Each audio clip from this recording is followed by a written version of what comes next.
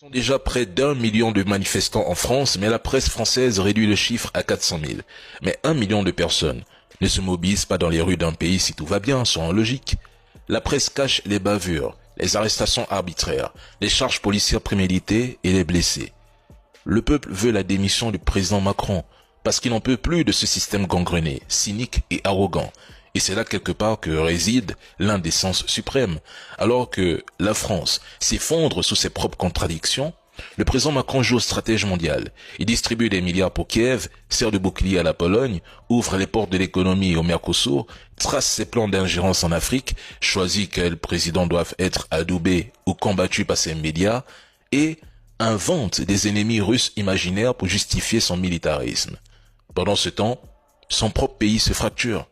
La France officielle refuse de l'admettre, mais la France réelle crie, saigne.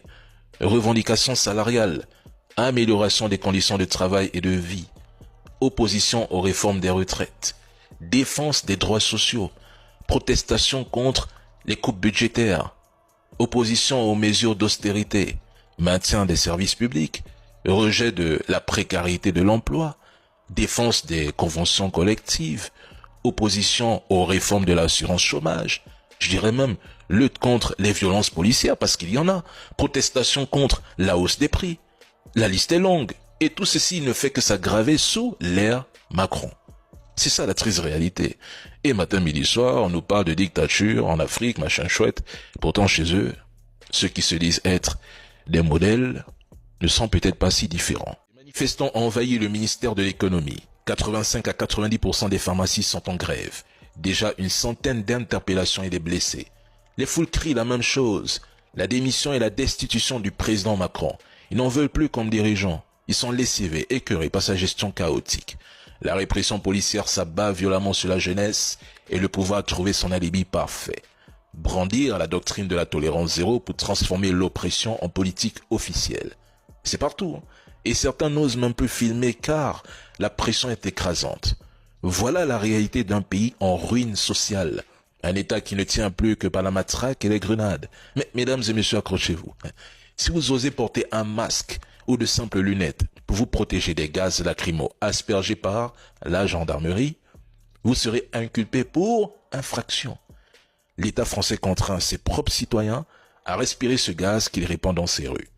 Voilà où en est la démocratie française, cette fameuse démocratie. Mais pourquoi tout cela? Parce que la France s'effondre de l'intérieur.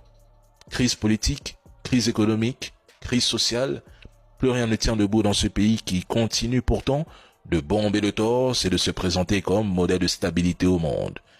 Mais c'est une élite arrogante, aveugle, qui parle de république, de démocratie, tout en piétinant les libertés les plus élémentaires.